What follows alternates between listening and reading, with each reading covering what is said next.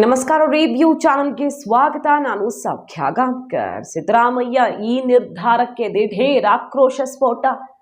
ಸಿದ್ದರಾಮಯ್ಯ ವಿರುದ್ಧವೇ ತಿರುಗಿ ಬಿದ್ದ ಸಂಪುಟ ಸದಸ್ಯರು, ಮಂತ್ರಿಗಳು ಇವತ್ತು ಮುಖ್ಯಮಂತ್ರಿ ಸಿದ್ದರಾಮಯ್ಯನವರ ಈ ನಡೆಗೆ ತೀವ್ರ ವಿರೋಧವನ್ನು ವ್ಯಕ್ತಪಡಿಸಿದ್ದಾರೆ. ಅಷ್ಟೇ ಅಲ್ಲ, ಹೈಕಮಾಂಡ್ ಕೂಡ ಸಿಟ್ಟಾಗಿದ್ದು ತಕ್ಷಣಕ್ಕೆ ರಿಪೋರ್ಟ್ ಕೇಳ್ತಾ ಇದೆ. ಏನದು ಸಿದ್ದರಾಮಯ್ಯನವರ ಈ ನಿರ್ಧಾರ ಇಷ್ಟೊಂದು ಆಕ್ರೋಶಕ್ಕೆ ಕಾರಣ ಆಗಿರೋದು? ಮಾಹಿತಿ ಮುಂದೆ ಇಡ್ತಾ ಇದೀವಿ. ಮಿಸ್ ಮಾಡದೆ ನಮ್ಮ ಚಾನಲ್ನ ಸಬ್ಸ್ಕ್ರೈಬ್ ಮಾಡಿ, ನಿಮ್ಮ ಅಭಿಪ್ರಾಯ ಕಮೆಂಟ್ ಮಾಡಿ ತಿಳಿಸಿ. ವೀಕ್ಷಕರೇ, ಇಬ್ಬರು ಪ್ರಭಾವಿ ಮಂತ್ರಿಗಳ ಒತ್ತಡಕ್ಕೆ ಮಣಿದು ಬಿಟ್ರ ಸಿದ್ದರಾಮಯ್ಯನವರು.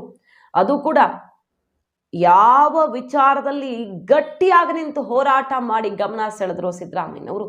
ಯಾವ ಕಾರಣಕ್ಕೆ ಸಿದ್ದರಾಮಯ್ಯನವ್ರಿಗೆ ಅಧಿಕಾರ ಸಿಕ್ತೋ ಆ ಕಾರಣವೇ ಇವತ್ತು ಬುಡಮೇಲಾಗೋಯ್ತಾ? ಕೆಲವು ಮಿನಿಸ್ಟರ್ಗಳ ಒತ್ತಡಕ್ಕೆ ಮಣಿದು ನಿರ್ಧಾರ ತಗೊಂಡ್ರ ಅನ್ನುವಂಥ ಆಕ್ರೋಶ ಸ್ಫೋಟವಾಗಿದೆ. ಬಹಳಷ್ಟು ಜನ ಮಂತ್ರಿಗಳು, ಶಾಸಕರು ವಿರೋಧಿಸ್ತಾ ಇದ್ದು ಹೈಕಮಾಂಡ್ ಕೂಡ ಆಕ್ಷೇಪ ಎತ್ತಿ ರಿಪೋರ್ಟ್ ಕೇಳಿದೆ. ಸಿದ್ದರಾಮಯ್ಯನವರ ವಿರುದ್ಧ ಆಕ್ರೋಶ ಸ್ಫೋಟಕ್ಕೆ ಕಾರಣ ಏನು? ಹಾಗಾದ್ರೆ ಗಣಿಧಣಿಗಳ ವಿರುದ್ಧ ದೊಡ್ಡ ಯುದ್ಧವನ್ನ ಸಾರಿ ಅಧಿಕಾರಕ್ಕೆ ಬಂದಂತ ಕಾಂಗ್ರೆಸ್ ಸರ್ಕಾರವೇ ಈಗ ಚಿಲ್ಲರೆ ದರಕ್ಕೆ ಜಾಗತಿಕ ಉಕ್ಕಿನ ಸಾಮ್ರಾಟ ಜಿಂದಾಲ್ ಕಂಪನಿಗೆ ಸರ್ಕಾರಿ ಭೂಮಿಯನ್ನ ಪರಭಾರೆ ಮಾಡಿಕೊಡುವಂತ ನಿರ್ಧಾರ ಏನು ಮಾಡಿದೆ. ಆ ಕ್ರಮಕ್ಕೆ ಸಿಕ್ಕಾಪಟ್ಟೆ ವಿರೋಧ ವ್ಯಕ್ತವಾಗ್ತಿದೆ. ಶಾಸಕರು, ಸಚಿವರುಗಳೇ ವಿರೋಧಿಸ್ತಾ ಇದ್ದಾರೆ. ಕಾಂಗ್ರೆಸ್ ಹೈಕಮಾಂಡ್ ಕೂಡ ಸರ್ಕಾರದ ಈ ದಿಢೀರ್ ನಿರ್ಧಾರಕ್ಕೆ, ಹಠಾತ್ ನಿರ್ಧಾರಕ್ಕೆ ಅತೃಪ್ತಿ ವ್ಯಕ್ತಪಡಿಸಿದ್ದು, ವಿವರಣೆ ಕೇಳಿದೆ. ರಿಪೋರ್ಟ್ ಕೊಡಿ ತಕ್ಷಣ, ಏನ್ ನಿರ್ಧಾರ ತಗೊಂಡಿದ್ದೀರಿ ಅಂತ ಆಕ್ರೋಶವನ್ನ ವ್ಯಕ್ತಪಡಿಸಿರೋದು. ಗುರುವಾರ ಕ್ಯಾಬಿನೆಟ್ ಮೀಟಿಂಗ್ ಆಯ್ತಲ್ಲ, ಆ ಕ್ಯಾಬಿನೆಟ್ ಮೀಟಿಂಗ್ ಅಲ್ಲಿ ಸರಿಸುಮಾರು 1.5 ಗಂಟೆಗಳ ಕಾಲ ಜಿಂದಾಲ್ ಕಂಪನಿಗೆ 3667 ಎಕರೆ ಜಮೀನು ಶುದ್ಧ ಕ್ರಯ ಪತ್ರ ಬರೆದು ಕೊಡೋ ವಿಚಾರಕ್ಕೆ ಚರ್ಚೆಯಾಗುತ್ತೆ. ಹಿರಿಯರೆಲ್ಲ ಅಸಮಾಧಾನ ವ್ಯಕ್ತಪಡಿಸ್ತಾರೆ. ಬೇಡ ಬೇಡ, ಈ ತರ ಮಾಡುವ ನಿರ್ಧಾರ ನಿಮಗೆ ಶೋಭೆ ತರಲ್ಲ ಅಂತ ಮುಖ್ಯಮಂತ್ರಿಗಳಿಗೆ ಪಾಠನೂ ಮಾಡ್ತಾರೆ. ಜಮೀನು ಹಸ್ತಾಂತರ ಮಾಡಿದ್ರೆ ಜನ ನಮ್ಮ ಪಕ್ಷದ ಮೇಲೆ ಸಂಶಯ ವ್ಯಕ್ತಪಡಿಸ್ತಾರೆ ಅನ್ನೋ ಎಚ್ಚರಿಕೆ ಕೊಟ್ಟಿದ್ದಾರೆ. ಈಗ ನೀವು ತಗೊಳ್ಳೋಕೆ ಹೊರಟಿರೋ ನಿರ್ಧಾರ ಸರಿ ಇಲ್ಲ, ಜನರಿಗೆ ನಾಳೆ ಉತ್ತರಿಸಬೇಕಾಗತ್ತೆ ಅನ್ನುವ ಎಚ್ಚರಿಕೆ ಕೂಡ ಕೊಟ್ಟಿದ್ದಾರೆ. ಕಳೆದ 2 ದಶಕಗಳಿಂದ ನೆನೆಗುದಿಗೆ ಬಿದ್ದಿತ್ತು. ಬಳ್ಳಾರಿ ಜಿಲ್ಲೆಯ ಸಂಡೂರು ತಾಲೂಕಿನ 3667 ಎಕರೆ ಜಮೀನು ಜಿಂದಾಲ್ಗೆ ಶುದ್ಧ ಕ್ರಯ ಪತ್ರ ಕೊಡೋದಕ್ಕೆ ಈಗ ರಾಜ್ಯ ಸಚಿವ ಸಂಪುಟ ಸಭೆ ನಿರ್ಧಾರ ಮಾಡಿದೆ. ಇಷ್ಟೆಲ್ಲ ವಿರೋಧಗಳ ನಡುವೆಯೂ ಕೂಡ ನಿರ್ಧಾರ ಮಾಡಿರೋದು ಆಕ್ಷೇಪಕ್ಕೆ ಕಾರಣ ಆಗ್ತಿದೆ. ಇದಕ್ಕೆ ನೋಡಿ, ಒಬ್ಬೊಬ್ರು ನನ್ನ ಸಮಜಾಯಿಷಿ ಕೊಡ್ತಿದ್ದಾರೆ. MB ಪಾಟೀಲ್ರು ಮತ್ತು ಇನ್ನೊಬ್ರು ಯಾರೋ ಜಾರ್ಜ್ ಅಂತ ಹೇಳಲಾಗ್ತಿದೆ, ಇಬ್ಬರ ಒತ್ತಡಕ್ಕೆ ಮಣಿದು ಸಿದ್ದರಾಮಯ್ಯನವರು ಈ ತೀರ್ಮಾನ ತಗೊಂಡಿದ್ದಾರೆ ಅನ್ನೋ ಆರೋಪ ಕೇಳಿ ಬರ್ತಾ ಇದೆ. DK ಶಿವಕುಮಾರ್ ಅವರು ಹೇಳ್ತಿದ್ದಾರೆ, ಕೈಗಾರಿಕಾ ಕಾನೂನಿಗೆ ಅನುಗುಣವಾಗಿ ಜಿಂದಾಲ್ ಕಂಪನಿಗೆ ಜಮೀನು ಕೊಡಲಾಗಿದೆ ಅಂತ.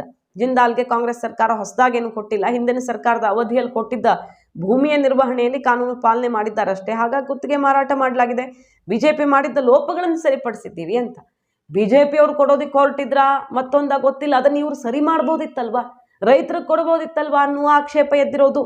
ಉದ್ಯೋಗ ಸೃಷ್ಟಿಯಾಗಬೇಕು, ಇನ್ನಷ್ಟು ಕೈಗಾರಿಕೆಗಳು ಬರಬೇಕು, ಹಾಗಾಗಿ ಪೂರಕವಾಗಿ ವಾತಾವರಣ ನಿರ್ಮಿಸೋದಿಕ್ಕೆ ತಗೊಂಡಿರೋ ತೀರ್ಮಾನ ಇದು ಅಂತ ಹೇಳ್ತಾ ಇದ್ದಾರೆ. ಇನ್ನು ಕೋರ್ಟ್ ನಿರ್ದೇಶನ, ಸಂಪುಟ ಸಭೆ ನಿರ್ಣಯದಂತೆ ಕಾನೂನಿಗೆ ಅನುಸಾರವಾಗಿಯೇ ಮಾಡ್ತಿರೋದು, ಇದು ಕೋರ್ಟ್ಗೆ ಅನುಗುಣವಾಗಿ ನಾವು ನಡ್ಕೊಳ್ತಿದ್ದೀವಿ ಅಷ್ಟೇ ಅಂತ MB ಪಾಟೀಲ್ರು ಕೂಡ ಸಮಜಾಯಿಷಿ ಕೊಟ್ಟಿದ್ದಾರೆ. ಬಹಳ ಉದ್ಯೋಗ ಸೃಷ್ಟಿಯಾಗುತ್ತೆ ಇದರಿಂದ ಅಂತೆಲ್ಲ ಹೇಳ್ತಿದ್ದಾರೆ. 1000 ಎಕರೆ ಜಿಂದಾಲ್ ಮಾರಾಟ ಮಾಡೋ ಬದಲಿಗೆ ರೈತರಿಗೆ ಮಾರಾಟ ಮಾಡಿ ಅಂತ ಕರ್ನಾಟಕ ರಾಜ್ಯ ರೈತ ಸಂಘ ಒತ್ತಾಯಿಸಿದೆ. ಸಲಹೆಯನ್ನು ಕೊಡ್ತಿದ್ದಾರೆ. ಸರ್ಕಾರ ಖನಿಜ ಭರಿತ ಬೆಲೆ ಬಾಳೋ ಭೂಮಿಯನ್ನ ಅತ್ಯಂತ ಕಡಿಮೆ ಬೆಲೆಗೆ, ಇಷ್ಟು ನಯಾ ಪೈಸೆಗೆ ಮಾರೋದು ಅಂತಾರಲ್ಲ, ಆ ರೀತಿ ಜಿಂದಾಲ್ಗೆ ಮಾರಾಟ ಮಾಡೋಕೆ ಹೊರಟಿದೆ. ಈ ಹಿಂದೆ ವಿರೋಧಿಸಿದ್ದವರೇ, ಯಾವುದನ್ನ ಸಿದ್ದರಾಮಯ್ಯನವರು ಗಟ್ಟಿ ಧ್ವನಿಯಲ್ಲಿ ವಿರೋಧಿಸಿದ್ರೋ ಅವರೇ ಈಗ ಮಾರಾಟ ಮಾಡೋಕೆ ಮುಂದಾಗಿದ್ದಾರೆ. ಎಕರೆಗೆ 1.22 ಲಕ್ಷ ಈ ರೀತಿ ನಿಗದಿ ಮಾಡಿದ್ದಾರೆ. ರೈತರಿಗೆ ಮಾರಾಟ ಮಾಡಿದ್ರೆ ಇದಕ್ಕಿಂತ 10 ಪಟ್ಟು ಹೆಚ್ಚು ಬೆಲೆ ಕೊಟ್ಟು ಖರೀದಿ ಮಾಡೋದಕ್ಕೆ ನಾವು ತಯಾರಿದ್ದೀವಿ ಅಂತ ರೈತರ ಸಂಘ ಕೇಳ್ಕೊಳ್ತಿದೆ. ಈ ರೀತಿ ಈ ತೀರ್ಮಾನವನ್ನ ಯಾಕೆ ಮಾಡ್ತಿದ್ದೀರಿ ತರಾತುರಿಯಲ್ಲಿ ಅಂತ. ಹಾಗೆ HK ಪಾಟೀಲ್ರು ವಿರೋಧ ವ್ಯಕ್ತಪಡಿಸಿದ್ರು, ಈಶ್ವರ್ ಖಂಡ್ರೆ ಅವರು ವಿರೋಧ ವ್ಯಕ್ತಪಡಿಸಿದ್ರು. ಸುಮಾರು ಜನ ಸೀನಿಯರ್ಸೇ ವಿರೋಧ ಮಾಡಿದ್ದಾರೆ. ಆದ್ರೆ ಇಂಧನ ಸಚಿವ ಜಾರ್ಜು, MB ಪಾಟೀಲ್ರು ಮಾತ್ರ ಒತ್ತಡ ಹೇರಿದ್ದಾರೆ. ಈ ಒತ್ತಡಕ್ಕೆ ಮಣಿದು ಈಗ ಸಿದ್ದರಾಮಯ್ಯನವರು ನಿರ್ಧಾರ ಮಾಡಿಬಿಟ್ಟಿದ್ದಾರೆ ಅಂತ ಹೇಳಲಾಗ್ತಿದೆ. ಬಹಳಷ್ಟು ಜನ ಮಂತ್ರಿಗಳೇ ಈಗ ಈ ತೀರ್ಮಾನದ ವಿರುದ್ಧ ತಿರುಗಿಬಿಟ್ಟಿರೋದು. ಮುಖ್ಯಮಂತ್ರಿಗಳು ಹೆಂಗಪ್ಪ ಅರ್ಥ ಮಾಡಿಸೋದು? ನಿರ್ಧಾರ ತಗೊಂಡ್ಬಿಟ್ಟಿದ್ದಾರೆ, ಇನ್ನೇನು ಹೇಳೋಕ್ಕಾಗತ್ತೆ. 1.5 ಗಂಟೆ ಚರ್ಚೆ ಮಾಡಿದ್ದಾರೆ. HK ಪಾಟೀಲ್ರು ಗಟ್ಟಿಯ ಧ್ವನಿಯಲ್ಲಿ ಇದನ್ನು ವಿರೋಧಿಸಿದ್ದಾರೆ. ಈಶ್ವರ್ ಖಂಡ್ರೆ ಸೇರಿದಂತೆ ಒಂದು 8-10 ಜನ ಮಂತ್ರಿಗಳು ಇದನ್ನು ವಿರೋಧಿಸಿದ್ದಾರೆ. ಹಾಗಾಗಿ ಸಿದ್ದರಾಮಯ್ಯನವರು ಹೈಕಮಾಂಡ್ ಈಗ ಮಧ್ಯಪ್ರವೇಶ ಮಾಡಿರೋದ್ರಿಂದ ಇದ್ಯಾಕೂ ಸರಿ ಬರ್ತಿಲ್ಲ, ನಮಗಿದು ನಾಳೆ ಮುಂದಿನ ಚುನಾವಣೆಯಲ್ಲಿ ಜನರ ಮುಂದೆ ಹೋಗೋದಿಕ್ಕೂ ಸಮಸ್ಯೆ ತಂದಿಡಬಹುದು, ಜನರಿಗೆ ಈ ವಿಚಾರದಲ್ಲಿ ಉತ್ತರಿಸಬೇಕಾಗಬಹುದು, ಸರ್ಕಾರಕ್ಕೆ ಇದು ಕಳಂಕ ಆಗಬಹುದು ಅನ್ನೋ ತನಕ ಸಲಹೆಗಳು ಬರ್ತಿದ್ದಾವೆ ಮುಖ್ಯಮಂತ್ರಿಗಳಿಗೆ. ಏನ್ ಮಾಡ್ತಾರೆ ಕಾದ್ ನೋಡ್ಬೇಕು.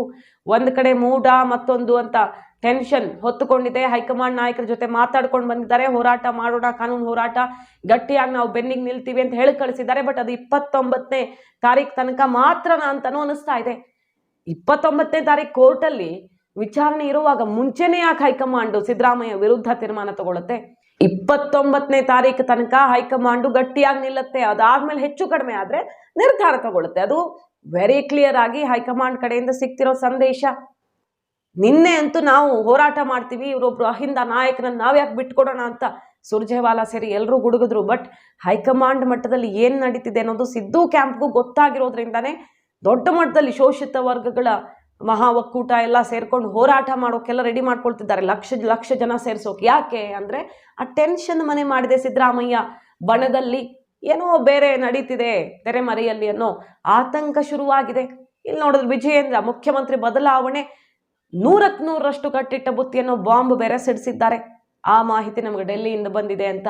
ಇಷ್ಟೆಲ್ಲ ಆಗ್ತಿರೋ ಹೊತ್ತಲ್ಲಿ ಮತ್ತೊಂದು ಕಾಂಟ್ರವರ್ಷಿಯಲ್ ತೀರ್ಮಾನವಾಯ್ತಾ ಈ ಜಿಂದಾಲ್ಗೆ ಭೂಮಿ ಕೊಡೋ ವಿಚಾರ. ನೋಡ್ಬೇಕು, ಪರಾಮರ್ಶೆ ಮಾಡ್ತಾರಾ ಮುಖ್ಯಮಂತ್ರಿಗಳು, ನಿರ್ಧಾರದಿಂದ ಹೆಜ್ಜೆ ಹಿಂದಕ್ಕಿಡ್ತಾರಾ ಅಂತ. ಮಾಹಿತಿ ನಿಮ್ಗೆ ಇಷ್ಟ ಆಗಿದ್ರೆ ಮಿಸ್ ಮಾಡಿದ್ರೆ ನಮ್ಮ ಚಾನಲ್ನ ಸಬ್ಸ್ಕ್ರೈಬ್ ಮಾಡಿ, ನಿಮ್ಮ ಅಭಿಪ್ರಾಯ ಕಮೆಂಟ್ ಮಾಡಿ ತಿಳಿಸಿ. Thank you.